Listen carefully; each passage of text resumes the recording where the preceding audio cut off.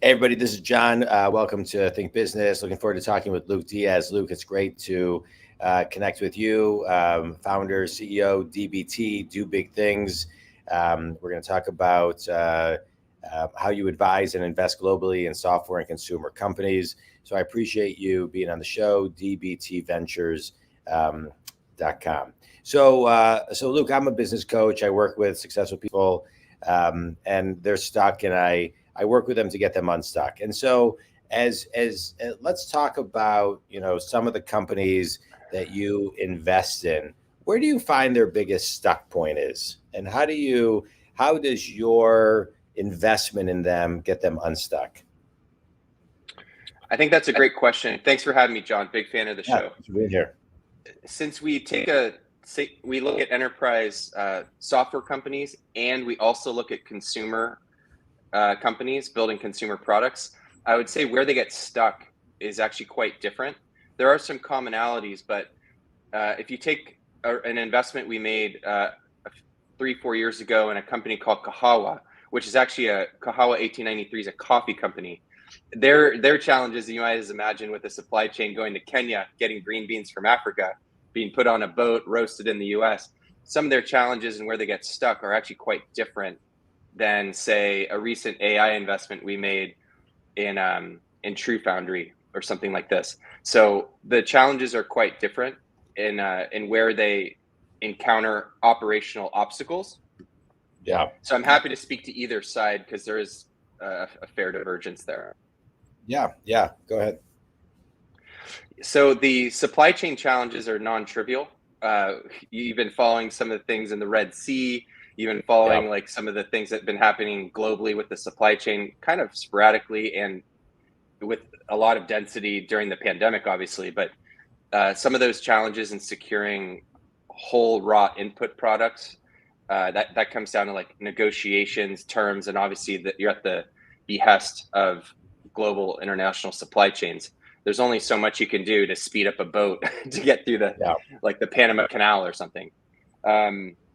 On the enterprise side of the business, the biggest challenges I'm seeing are a lot of the companies that we've backed are building tools for people building large language models. So with them, the biggest challenge, and you'll hear this from a lot of startups, you hear product market fit like all the time, but the space is changing so rapidly. The machine learning engineers, the data science engineers, they're building these LLMs, but you need to be able to like fine tune and deploy at scale across any cloud often. And so they're simply just trying to keep up with this landscape that appears to be changing by the week, and making sure that they're building in that tight feedback loop from their customers is days, not weeks, because it's that critical to get right. Yeah. All right. Good. Okay. So you come in there. Thank you for that. You come in there, and I just want to back up a little bit. And so somebody who's looking for somebody to come in, well, describe in kind of a couple sentences what you do, right? So you aim to support underrepresented founders, right? Building products. And so would you consider yourself a private equity firm? Would you consider yourself a, startup capital? How would you define yourself? So DBT Ventures, startup capital. We write checks from $25K to $250K. That's kind of our sweet spot. In terms of who we focus on, like my name's not Peter Thiel at Founders Fund or another Peter Fenton at Benchmark. I'm not a tier 1 venture capital. So if you believe in like the old saying, like the power of inversion from Jacoby, I'm looking for the founders that aren't getting access to tier 1 and tier 2 capital. So I'm looking at underrepresented founders, which typically is females and people of color. They just are, depending on what statistics you're looking at, even if they got 10 times as much money as they get today, they're still underrepresented based on the amount of companies, the percentage of companies they start.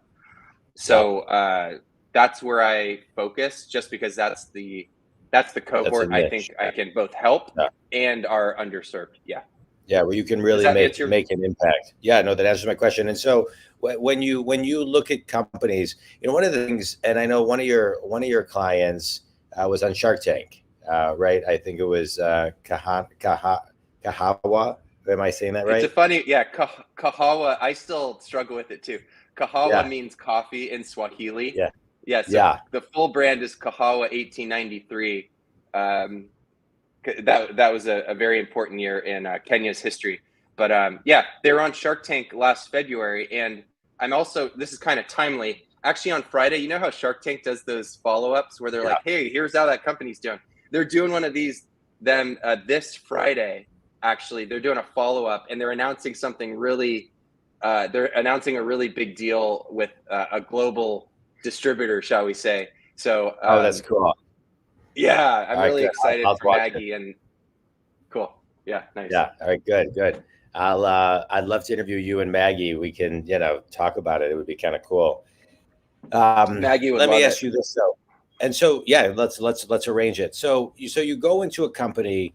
What I'm just curious for those who are listening, as far as from a startup venture, 25,000 to 250,000. What percentage of a company does that? I have two questions. What percentage of the company does that give you? And what are you doing within the company to help the company? So we don't take board seats. So we do have a little bit, it's kind of like that founders fund mentality where like I'm not nearly as capable as the entrepreneurs we back. So we don't take board seats. That check typically will get 1 to maybe 9% equity, depending on the current like pre-money valuation and where they're at with product. So typically in the 1 to 9, so I'm typically sub 10% ownership, depending on that check size and the companies and founders we tend to meet with. What do I do? In the case of, just to give you a tangible example, a lot of it's network access. So Kahawa 1893 had just cracked into Trader Joe's. They'd gotten a buyer there to take an interest in Kahawa. This was 3 years ago. But working with Trader Joe's and certain retailers can be really tricky. And so I actually knew someone who had dealt. He actually has that chili onion crunch product. I don't know if you shopped at Trader Joe's, but they have this Yeah, I viral love product. It's the number one selling product of any condiment at Trader Joe's ever. It's called chili onion crunch. My friend started that company, so I'm like, hey, can you talk to Maggie to help her understand the nuances of Trader Joe's? They like to keep it weird. They have a very it. specific buyer profile. So that was one example of like trying to help them anticipate and look around the corner, just simply based on my own professional network. Yeah. Obviously, there's the capital. Capital's a commodity that's not particularly unique or helpful for me. And then I've also built 5 customer success teams. So my functional expertise is in retaining customers and making sure they're awesome and they keep coming back. Yeah. So I tend to lend some programming and ideas and execution, operational insights based on unit economics within that, like customer success, keep the customer. That's my functional expertise. So I try and bring that to the table too. Yeah, I love it. Let me ask you a question now, talking about the people you invest in. What's one thing that they need to do when it comes to, or one kind of thought process they need to get to determine if they need not only the equity infusion, but the network and the idea infusion, right? So what's one area, like that one moment that they have to either decide, yes, I'm going to give up 1 to 9% of my company and open up this whole nother lane and world, or Yep. I'm going to just kind of keep doing it the same way I'm doing it. What's that one thing that shifts them to the, I'm going to give up 1 to 9% of my company because I know having a smaller piece but opening up my network goes so much further. What's that one moment for them? I would look at sales velocity as the number one question, as the arbiter of that decision. If they have found customers and they are like acquiring customers and like revenue is growing, call it 20 to 40% early on, just showing that some early traction, I would say that they could take on capital to accelerate that process. Yeah. So that's one. It's like we have something that works. let's increase what's working. Yeah. With access, a lot of these startups are trying to just get their foot in the door and get their first 10 customers. That's where I've actually not, and I've either, depending on what the founder needed, I would say like, look, it doesn't seem you need the money yet, but it does seem you need access. And there's a whole advisory network that these founders, it's like the advisory playbook, right? You talk to like 10 super well-connected companies. The founder typically gives them 10 basis points of equity, maybe 25 basis points of equity, and they get access to those advisors. You're on the advisory board, you help them with introductions. It's not about the capital, it's about the access so that they can get their first 10 customers. Yeah. That's where the advisory playbook is much more useful, in my opinion. I'm doing this with a really exciting company called Statisfy, which is basically building large language models for customer success. So I'm an advisor for them. The founder threw me some shares. He's also he's picked some really amazing advisors, like the head of customer success at LinkedIn. None of us have invested capital, but we do have a vested interest to help this founder, Munish Gandhi, just like think about the product and talk to the right people. Yeah. Without sacrificing or giving up much equity at all. 10 basis points is fairly, a fairly standard number. Yeah. You could have 10 advisors for just 1% of your company. That could really help you get your first 20 customers. Yeah, that's amazing. I love that. All right, thank you for that. Let's do kind of a quick mini business course, right? For anybody who's thinking about getting in the startup capital or the private equity, right? Because we're seeing a lot of, there's a lot of people who need help, and there's a lot of people who are starting startup funds and private equity funds, and like you, finding their own little niche. And so it's almost like no one's really competing with each other. I shouldn't say no one, but there's a lot of people out there to help and a lot of people with ideas. So for somebody who wanted to do that, what are 3 things that they need to be thinking about? Number 1.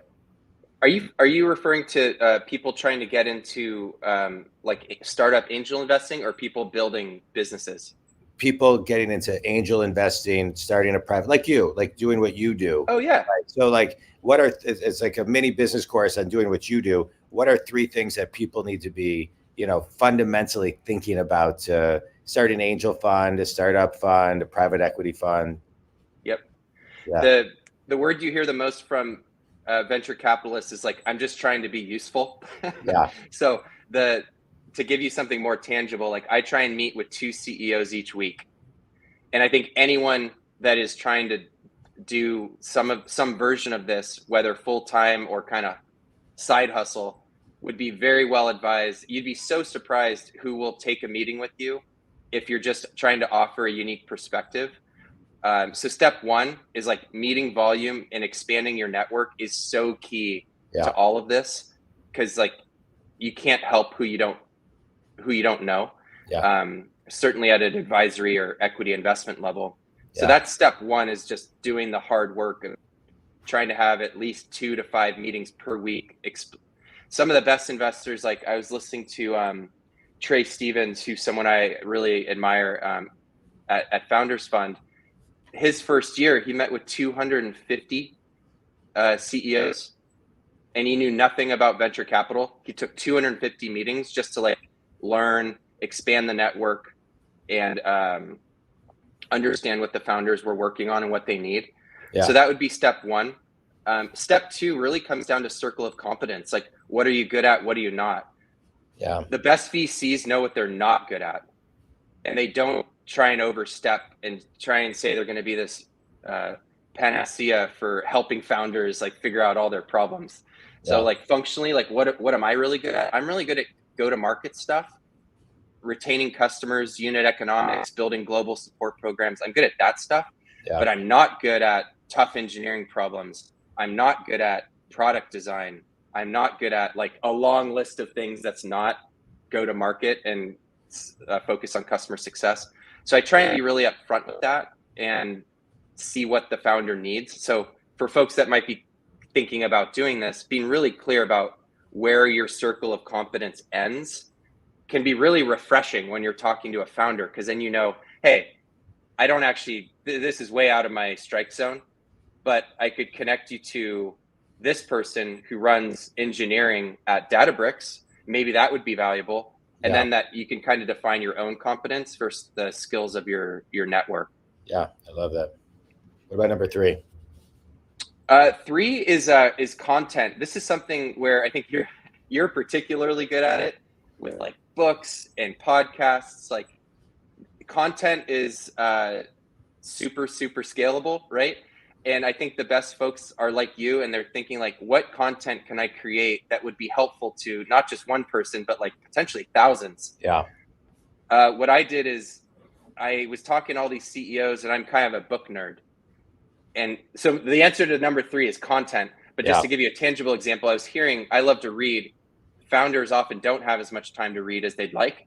So I would be like, so what's a book you would love to read? Oh, I was really trying to read a book on strategy that's been recommended to me. So I would read that book, and then I'd give them an 8-page summary of that book. I try and give them like 80% of the value and 5% of the reading time. And that was just like one way. I now have like a couple hundred book summaries, kind of nerdy, but they've been really helpful with founders. So it's like that content play. I am terrible at Twitter. So like I have a lot of work to do on number 3, but I think if you're trying to crack in, like having some sort of online presence, I started with book summaries, and then social media is like your distribution mechanism for that content. Yeah. Yeah. I love that. I mean, that is brilliant. I actually signed up for your book list to kind of get them. I think it's so smart, but you're right. But content, growing your network really is your net worth. And, I love how you're talking about how you can do anything, even if you don't know anything about it, just start talking to a lot of people. Yeah. I love it. Yeah. No, thanks for that. Wait, so on the kind of concept of books, let's do a kind of a mini life course real quickly, right? So we're going to check what you've done with all the hundreds of books that you've read. Mm-hmm. And we're going to do a mini life course on like 30 seconds each of the three books that everybody should read to maximize everything in their life. Book number 1. I think for founders and entrepreneurs, the one that really comes to the top of mind it's called 7 Powers. The Foundations of Business Strategy. It has a little bit of an academic title. It's by Hamilton Helmer, who's basically, in my opinion, distilled the essence of 100 MBA classes. He was at Stanford. He's a super smart guy and investor. So he distilled the 7 powers into like concrete, like what are the things you need to build as a company to have differential returns for your business. That one is like, in holy grail status in terms of like the must reads, because it's so clear. It's like an operating playbook for how to build. By Hamilton Helmer. Yes. Yeah. Okay, good. All right. What's number 2? Number 2 would be more, I would call him like a life coach, if you will, but a lot of folks have heard of Jim Rohn. Love Jim. Of all the people that have written and put their thoughts and life learnings on paper, Jim Rohn is in like the top 3 for me personally. Yeah. I've read his Seasons of Life. I think the manifesto, like where I point people to, it's really hard to find a paper copy of this, but it's The Art of Exceptional Living. And that is like the life playbook, everything from like exercise to diet to personal goal setting. That, like, my best friend Chris Escher recommended that book to me, and it literally changed my life of how I think about goals and like what I want to accomplish. I've read that book. It's great. I've read that book. I love Jim Rohn. Yeah, he's one of my favorites. Yeah. And a lot of people don't know this, but when he passed away, Tony Robbins gave his eulogy. He was like the OG of this whole new wave. Yeah, he was the best. All right, number 3. Number 3 is a toss-up. You put me on the spot, and I'm gonna. It's between $1 Trillion Coach by Bill Campbell and Mindset by Carol Dweck. I've listened to both those books. Did you get more value from? I would say $1 Trillion Coach was good. It was good. I mean, I'm a business coach. I really enjoyed it, but I think Mindset, the fundamental concept of you're either, in a growth mindset or a fixed mindset. It's that simple. It And, is. and you can't, and to me, I would go with that one with number 3. Yeah. I think I'm leaning your way because there's Yeah. so much applicability, whether you're like interviewing a co-founder or trying to like understand someone or trying to work better. Like that fundamental difference is so helpful for both coaching, interviewing, even working with certain types of customers. Yeah, it's really, really, I call those Quake books. But I would go with, I'm with you on Carol Dweck's mindset. All right, good. All right, this has been great. All right, so we're going to do a quick speed round. Let's do it. Well, I typically ask people the book that made the biggest impact on you. So what is the biggest impact that made a book that's made the biggest impact on you? Me personally, it would be Jim Rohn's Art of Exceptional Living, hands down. That's what I love Jim Rohn. I love everything about it. Best piece of advice you've ever received? Best piece of advice I've ever received. Bite off more than you can chew and then chew it. Yeah, that's a good one. I like that one. I need to hear that today. I love that. Last question. Finish this sentence. The way for someone to start their flow of meeting the next 100 to 250 people to grow their network is? Starting by attending a meetup for that functional area that you're interested in. I think that's the fastest way to meet the most people that are relevant. For me, it's like a customer success meetup or certain founder meetup groups. There are so many great collaborative areas where you can show up, introduce yourself, and grab coffee with people that could change your life. That's great. I love it. This was great, Luke. I appreciate your time. I love what you do. I love how you're out there making an impact. You're out there helping people. You're in alignment with your mission and your purpose.